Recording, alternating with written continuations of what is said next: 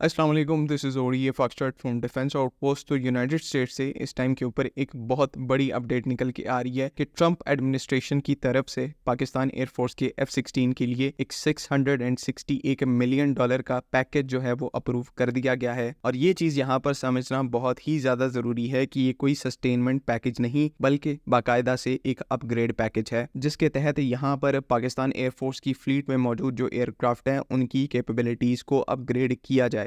अभी थोड़े टाइम पहले ही हमारे F-16 से रिलेटेड एक अपडेट आई थी, जहां पर यूएस की तरफ से AIM-120 सीरीज की जो एयर टू एयर मिसाइल्स हैं उनके नए वेरिएंट्स पाकिस्तान को अवेलेबल किए जा रहे थे। और अब यहां पर ये एक बड़ा और मैसिव अपग्रेड पैकेज जो है वो कहीं ना कहीं यूएस की तरफ से पाकिस्तान के F-16 के लिए प्रपोज किया गया है। इवन दो इस पूरे पैकेज के ऊपर, इस पूरी डील के ऊपर अब यहाँ पर एक 30 डे रिव्यू किया जाएगा यूएस कांग्रेस की तरफ से, लेकिन अब प्रीटी मच ये चीज कंफर्म हो चुकी है, कहीं ना कहीं ये जो पैकेज है ये अप्रूव हो जाएगा।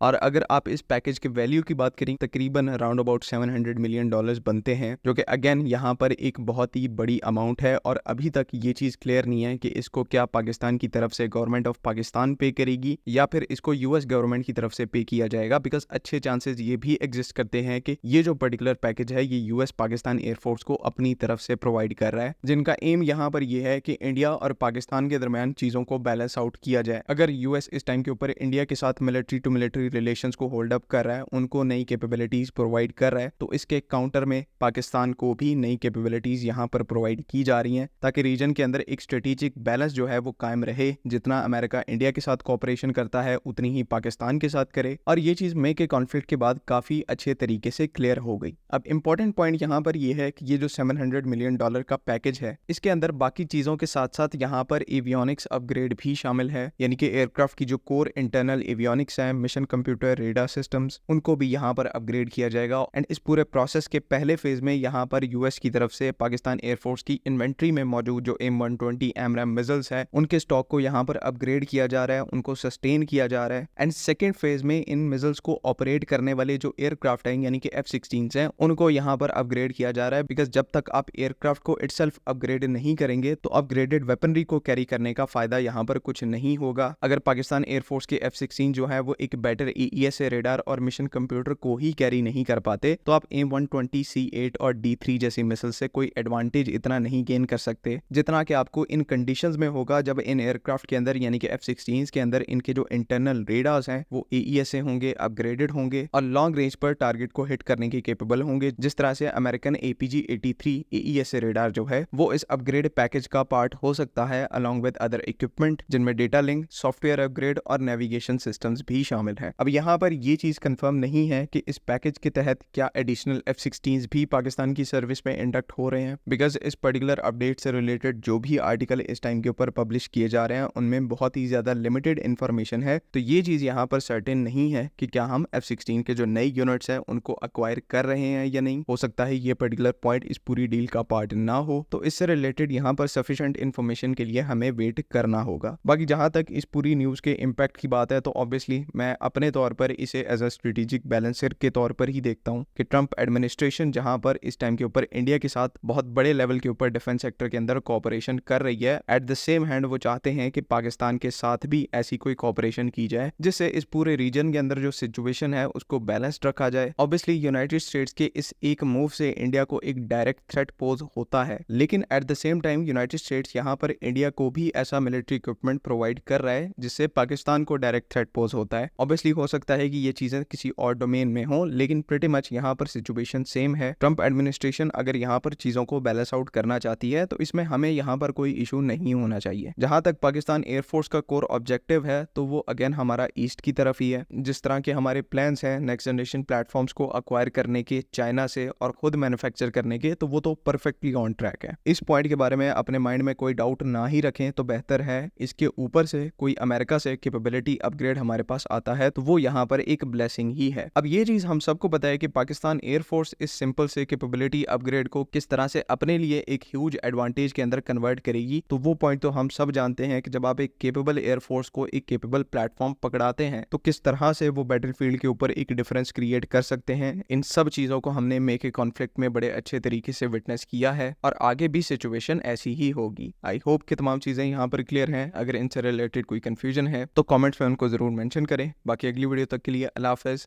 पाकिस्तान जिंदाबाद।